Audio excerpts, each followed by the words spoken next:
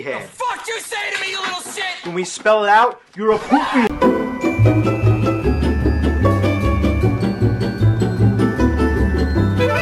Okay.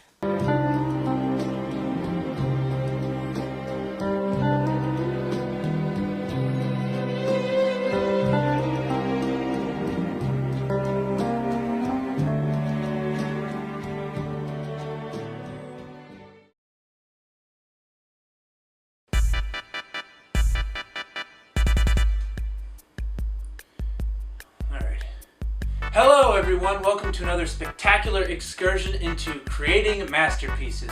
My name is Ixie again, and yes, I know, boy oh boy, we sure have grown our channel quite a lot since recently. But enough of all that, enough. What are we going to do today? Be done with that cringe. What was I on? Hello, I'm Ixie, from the future, ooh! Well, this is actually a remake of a 2020 video that I'm polishing a bit, because there are still some good points here that are still relevant. And I want to continue working on this series because this is the start of the series. Well, minus this first episode. And it was a rough start. So enjoy this remake and these polished takes. I ain't remaking everything, just enough. Hello everyone, welcome to another exciting excursion into the social media landscape of today. I'm Ixie, back at it again with another video. In my introduction video, I mentioned some grievances that I had. And if you haven't seen the introduction video, well, what's the matter with you? It's good, go check it out right now, then come back to this. Do it, you coward. But I want to talk about those said grievances. See, being born in the 80s and raised in the 90s, I saw what was considered the pinnacle peak of animation excellence. Between what I'd consider the 80s to the early 2000s was truly the golden age of animation by far and bar none. From swelling, gorgeous musical numbers to slapstick vaudevillian humor that made you roll on the floor laughing, even mature animation that was taking itself with, surprise, surprise, maturity. I mean, the sheer variety of tone and drama and comedy from all ranges of ages. The sheer variety of styles all over the gambit on 2D, 3D, stop-motion animation, you name it. It was all across the world. So much so that not even the original golden age of animation in the 30s and 40s could even be close to top that. Which is why I feel it's warranted to say one more time that throughout the entire 80s, all the way up to the early 2000s, it really, truly was the golden age of animation. Now here is a riddle to guess if you can. Sing the bells of Notre Dame. Who is the monster and who is the man? Sing the bells, bells, bells, bells, bells, bells, bells, bells, bells of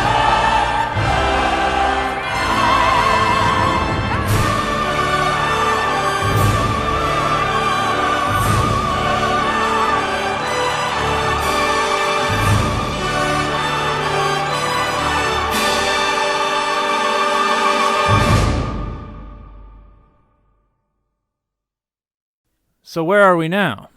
Come on, how bad can it possibly be? Oh my gosh, look at her butt. Bottom.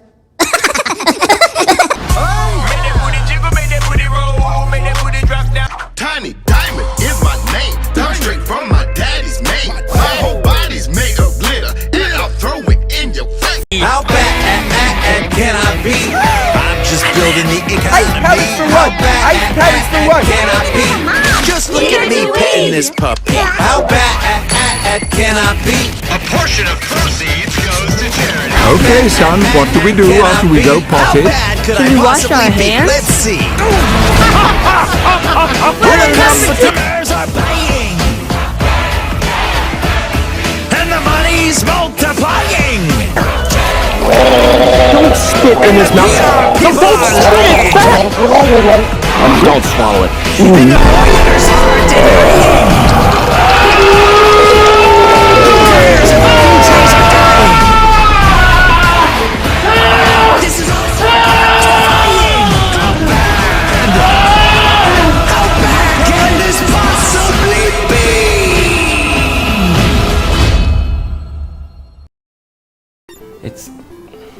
It's awful.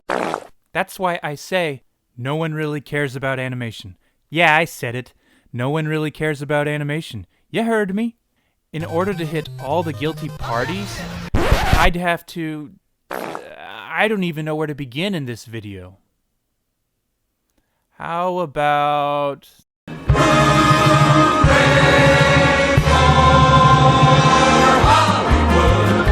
That's Hooey Valley, Hooey Hollywood, where any office boy or young mechanic can be a panic with just a good-looking pan. Ooh, yeah, Hollywood. Those are the guys that care the least. I got to talk about those guys, especially their film industry. Yeah, animation in film sucks. It's not that big of a surprise. And one of the key reasons why it sucks is basically the risks. Why try something new and innovative when the charts say that taking those types of risks will hurt their bottom line? But don't take my word for it. Let's listen to the horse's mouth. Mr. Sam Register, who is the Executive VP of Creative Affairs of Warner Brothers Animation himself. And not only that, this guy's also been in part of Cartoon Network doing all kinds of animation stuff. And I think he can explain quite well what we've seen so far. So, in TV, we have Looney Tunes, Mad, Young Justice, Scooby-Doo, Green Lantern, Batman, Justice League, Scooby-Doo. We do about 4 to 7 direct-to-videos a year. These are 4 of the ones that are coming up this year. And then the theatrical shorts, which we'll talk a little bit more about. If you look at everything we're doing, that is all based on the library I just showed you. So currently, we have nothing in the pipeline that is original. So when I get a lot of calls, when I came here for people that want to show me their stuff, I said, no, thank you, because currently we're really not taking any pitches because we are busy. So it's our responsibility to keep these characters going, not just for television ratings, but because clearly our shows generate value to our home video, our consumer products, our games divisions, and our international television. So there's a place for these characters. So how do we keep our characters relevant? How do we keep these characters in the minds of kids and still out there in the public? This is hard. The Looney Tunes, someone's got to do something with the Looney Tunes. You can't just let them die.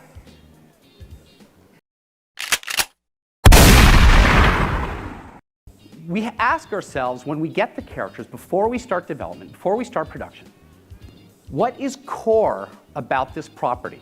What is core about this character? And then what can I change? Because if I just try to make what was core the first time, I will fail. I am the thing that keeps you up at night. The evil that haunts every dark corner of your mind. Every dark corner. You're only in my mind. Only in the dark. My friends are right. You aren't real. I'm real enough to finish you.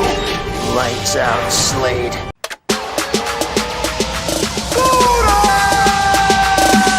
Scoot your booty, that booty, and I do the booty scooty. Scoot your booty, that booty, and I do the booty scooty. Scoot your booty, that booty, and I do the booty scooty. Scoot your booty, that booty, and I do the booty scooty. Scoot, scoot, scoot, booty, booty. Scoot, scoot, scoot, booty, booty. If I try to make the Looney Tunes as good as they once were, I will not be able to do it. Hey, what's the matter with you anyway? Don't you even know a rabbit when you see one? It's true, Doc. I'm a rabbit, all right. Would you like to shoot me now or wait till you get home? Shoot him now! Shoot him now! You keep out of this. He doesn't have to shoot you now. He does so have to shoot me now. I demand that you shoot me now.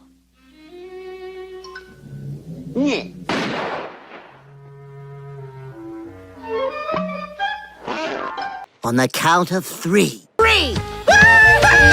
We're on 3 crazy! We're crazy! What is the matter with you people? Don't you get it? We're streaking! We are completely naked!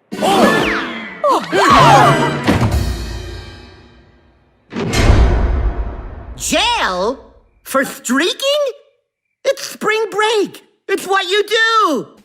If I try to make Thundercats as exactly as it was before, I will fail at it.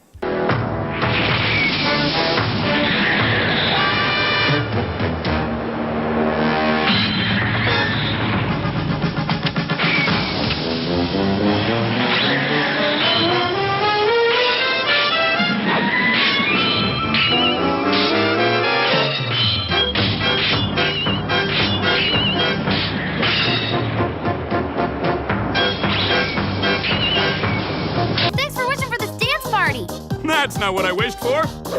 I wished for fancy headphones for Tigra so we could all have fun together.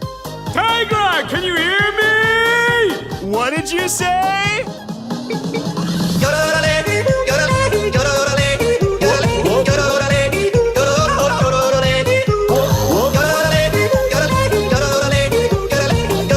So there's no point in trying to make it as good as it once was. That ship has sailed.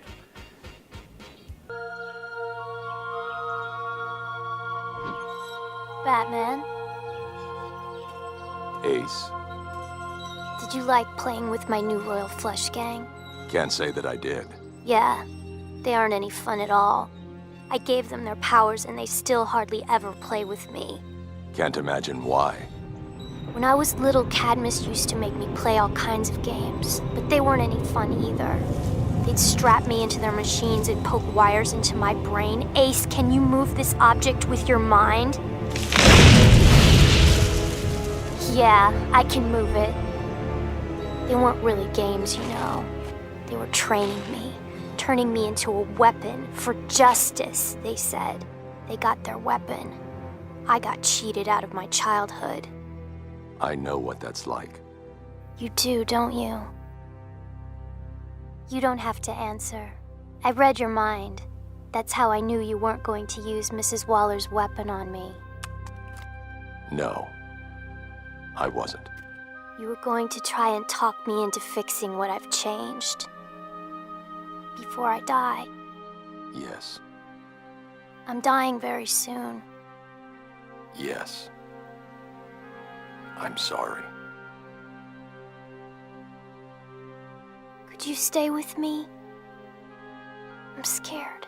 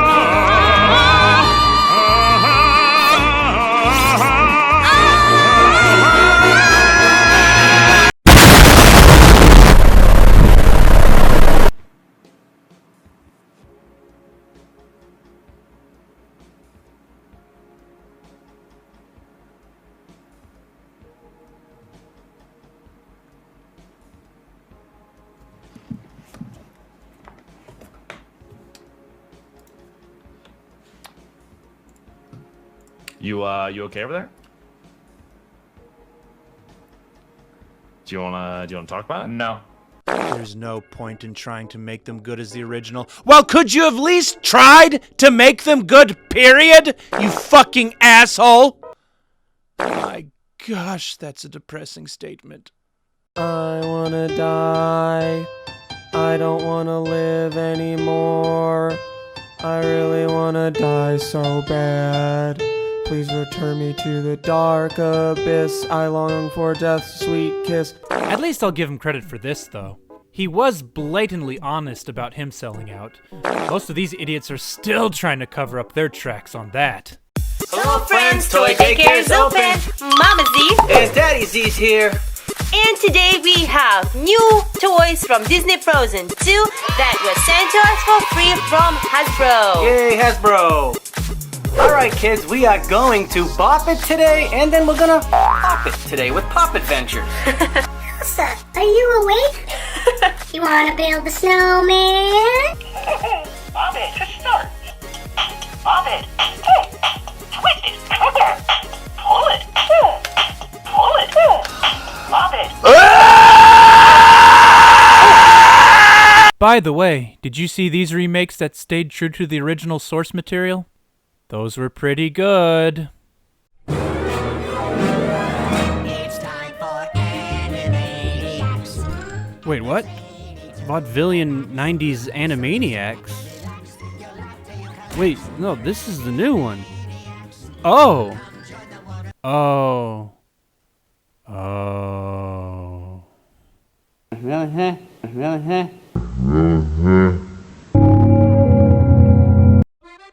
But if you put it in the context of animated films today, it explains so much. It explains why we used to see all these new Disney princesses come out. It explains why there's so many consistent amount of sequels from previous better movies. It explains why there's a surplus of licensing or product placement movies like the Emoji Movie that came out.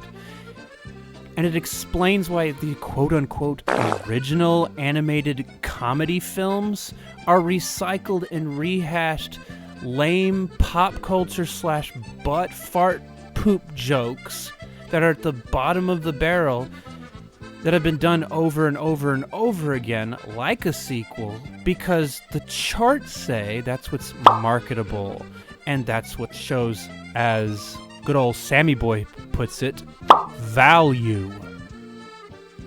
I mean, merchandise used to cater and promote the animation. Now we've got animation that caters and promotes the merchandise. Look, I'm aware of the toy shows back in the 80s. I'm talking about the big blockbuster animated films of the 90s, so back off. We've got animation that feels like a bad Adam Sandler film. What? And now we've got what's considered mature and adult animation that's nothing more than playing the penis game. In some cases, literally.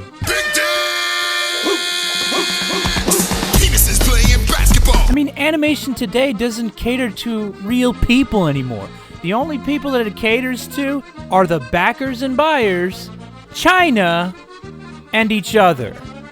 But you're still probably saying to me, but Ixie, the animation industry is not that bad. You're just raging out like crazy, bro. Okay. Then have you ever wondered why you see so many videos of animators that were in that said industry saying why I quit Disney Animation Studios, or why I quit DreamWorks Animation Studios, or why I quit Blue Sky Studios? Well, it's because they've said that they've been treated unfairly with barely livable wage incomes, and not really treated as a team player. Which leads me to our guilty culprit named Ed Catmull.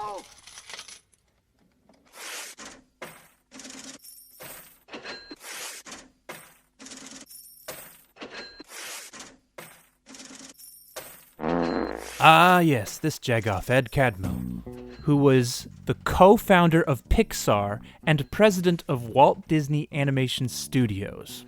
A few years back, he's gotten sued recently over the issue of violating the antitrust laws by pretty much wage fixing. See, what he would do is pretty much set the wages within the Disney Animation Studios so low it was barely livable income. But he promised a bunch of these animators, hey, but this will build up your portfolio and your resume so that way, if you're not satisfied here, you can go to all these other animation studios around Hollywood to get jobs there. Well, what the animators didn't know is that Ed Catmull pretty much went to all these animation studios and made a deal with them saying, hey, why don't we all collaborate together and fix these wages the exact same way so there's not going to be any poaching or competition between us, and that way the animators can still have the same wage so that we can keep the revenue, the animators get paid exactly the same, and there's not going to be any of this issues of us losing animators in the process because we still need them to produce our film and industry movies. Well, it turns out these animation studios agreed with that. It got so bad that when an animator left to go to a different studio, Ed Catmull would call them up and say, hey, this guy's coming in and he's involved in this, and he has this price, fix him up with that exact same price. And they did it. And vice versa with the animation studios to Ed Catmull.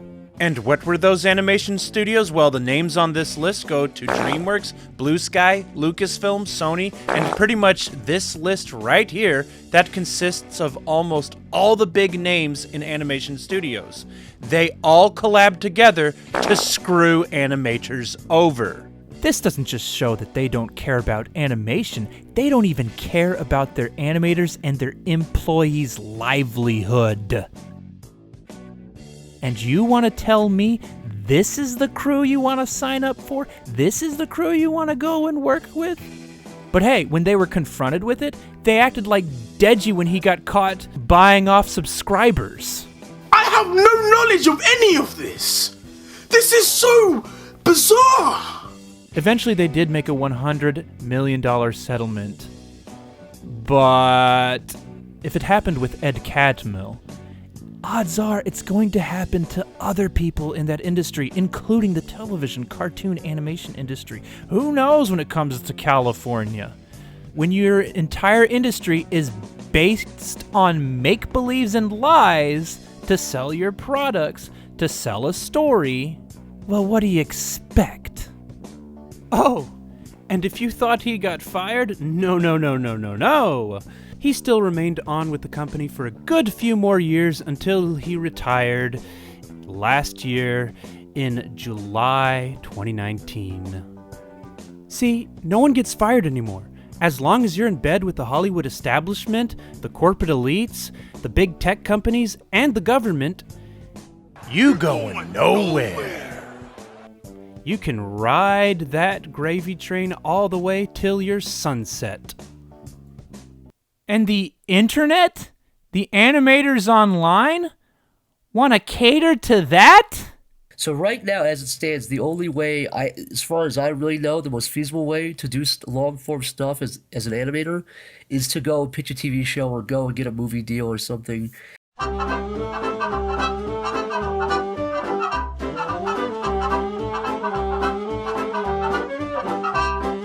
If we start out, this is part of our problem with resurrecting traditional animation. If we actually start out getting together and all of us work 400 years to make an animated film and it's not distributed, it's been for naught.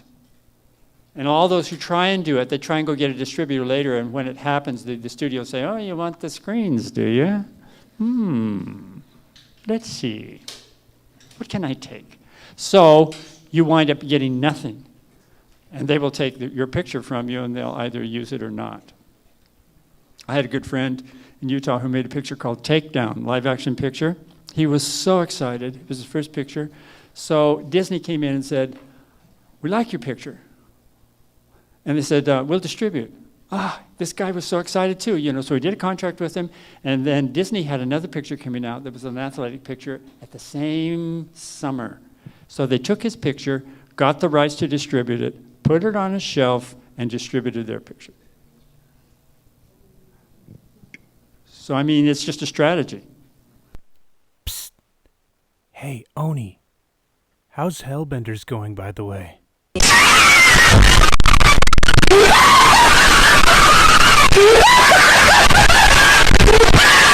How bad can I be? I'm just building the economy. How bad can I be?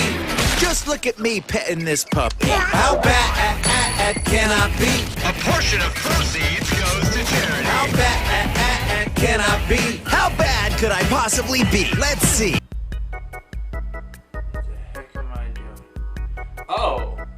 Oh, hello there. Camera's still on. And the video is still going. Okay, well, we're done now with the first part. We're gonna do the second part. Boy, oh boy, Josh, golly, we're gonna have a grand old time.